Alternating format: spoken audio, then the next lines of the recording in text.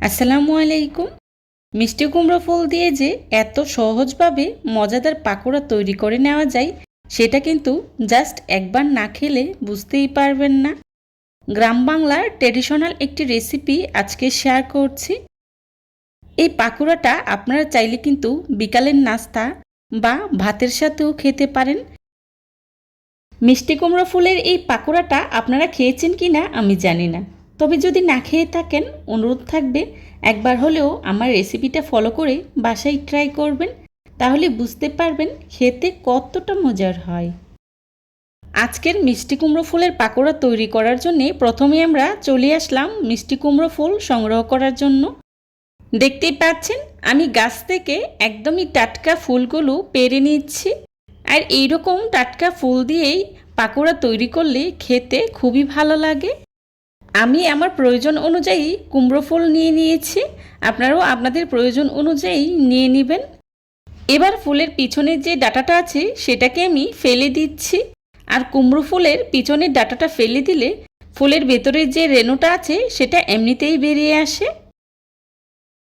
আর সেমভাবে আমি সবগুলো ফুলের ডাঁটাটা ফেলে ফুলগুলোকে আমি খুব ভালো করে ধুয়ে পরিষ্কার করে নিয়েছি। ফুলগুলোকে আমি খুব ভালো করে ধুয়ে পানিটা ঝরিয়ে নিয়েছি। এখন ফুলগুলোকে আমি একটি ছুরির সাহায্যে এভাবে কুচি করে কেটে নিচ্ছি। আপনারা দেখে নিশ্চয়ই বুঝতে পারছেন ফুলগুলোকে আমি কিভাবে কেটে নিচ্ছি। আর সেমভাবে আমি সবগুলো ফুল এভাবে করে কেটে নিয়েছি। ফুলগুলো কাটার সময় খেয়াল রাখতে হবে যাতে করে ফুলের গায়ে কোনো প্রকার পানি না থাকে। ফুলগুলো কেটে নেওয়া হয়ে গেলে এক সাইডে রেখে দিচ্ছি। অন্যদিকে একটি বাটিতেই নিয়েছি মসুর ডাল 1/4 কাপ। মসুর ডালটাকে আমি 30 মিনিটের মতো পানিতে ভিজিয়ে খুব ভালো করে ধুয়ে পরিষ্কার করে নিয়েছি। দেখতেই পাচ্ছেন মসুর ডালটা অনেকটাই ফুলে উঠেছে। এখন একটি ব্লেন্ডারের সাহায্যে ডালগুলোকে আমি খুব ভালো করে ব্লেন্ড করে নেব, তবে আপনারা চাইলে শিলপাটায় বেটেও নিতে পারেন। ডালগুলোকে আমি আধ ভাঙা করেই ব্লেন্ড করে নিয়েছি। এখন একটি মিক্সিং বোলে দিয়ে দিচ্ছি আগে থেকে বেটে রাখা মসুর ডাল, তার সাথে দিয়ে দিচ্ছি কুচি করে রাখা কুমড়ো ফুল, দিয়ে দিচ্ছি পেঁয়াজ কুচি 1 কাপ, আর দিয়ে দিচ্ছি ধনিয়া পাতা কুচি 1/4 কাপ, কাঁচামরিচ কুচি। কাঁচামরিচটা আপনারা আপনাদের প্রয়োজন অনুযায়ী কমিয়ে বাড়িয়ে দিতে পারেন। দিয়ে দিচ্ছি লাল মরিচের গুঁড়া 1 টেবিল চামচ, হলুদের গুঁড়া 1/2 চা চামচ, জিরা গুঁড়া 1/2 চা চামচ, দিয়ে দিচ্ছি 1 প্যাকেট স্বাদে ম্যাজিক মশলা, আর দিয়ে দিচ্ছি লবণ 1 চা চামচ, দিয়ে দিচ্ছি 1 চা চামচ চাট মশলা। এটা অপশনাল, হাতের কাছে থাকলে ব্যবহার করবেন, না হলে স্কিপ করতে পারেন। আর দিয়ে দিচ্ছি চালের গুঁড়া 1/2 কাপ। আমি এখানে চালের গুঁড়াটা ব্যবহার করেছি, তবে আপনারা চাইলে কিন্তু কর্নফ্লাওয়ার অথবা আটাও ব্যবহার করতে পারেন। এখন সব কিছুকে আমি একসাথে খুব ভালো করেই মাখিয়ে নিচ্ছি। আমি বেশ কিছুটা সময় নিয়ে খুব ভালো করেই মাখিয়ে নিচ্ছি। এই পর্যায়ে পাকোড়ার ডোটা যদি নরম হয়ে যায় তাহলে কিন্তু আপনারা চাইলে আরও কিছুটা চালের গুঁড়া ব্যবহার করতে পারেন, তবে আমার কিন্তু 1/2 কাপ চালের গুঁড়াতে পাকোড়ার ডোটা একদমই পারফেক্ট হয়েছে। আমি বেশ কিছুটা সময় নিয়ে হাতের সাহায্যে খুব ভালো করেই মাখিয়ে নিয়েছি। এখন পাকোড়া তৈরি করার পালা। পাকোড়া তৈরি করার জন্য চুলায় একটি প্যান বসিয়েই পরিমাণ মতো তেল গরম করে নিয়েছি। এখন এর মধ্যেই দিয়ে দিচ্ছি পাকোড়াগুলো। আমি ডুবো তেলে ভেজে নিচ্ছি, তবে আপনারা চাইলে অল্প তেলেও ভেজে নিতে পারেন। তবে যেভাবে ভাজেন না কেন এই পাকোড়াগুলো কিন্তু খেতে অনেক বেশি মজার হয়। একটা পাশ হয়ে গিয়েছে, এবার উল্টে দিচ্ছি। আর এভাবেই উল্টে পাল্টে পাকোড়াগুলোকে আমি ব্রাউন কালার করেই ভেজে নেব।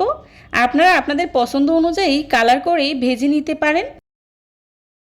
চুলা আঁচটা মিডিয়ামে রেখে পাকোড়াগুলোকে আমি ভেজে নিচ্ছি, এতে করে পাকোড়াগুলো ভেতর থেকে খুবই মচমচে আর ক্রিস্পি হবে।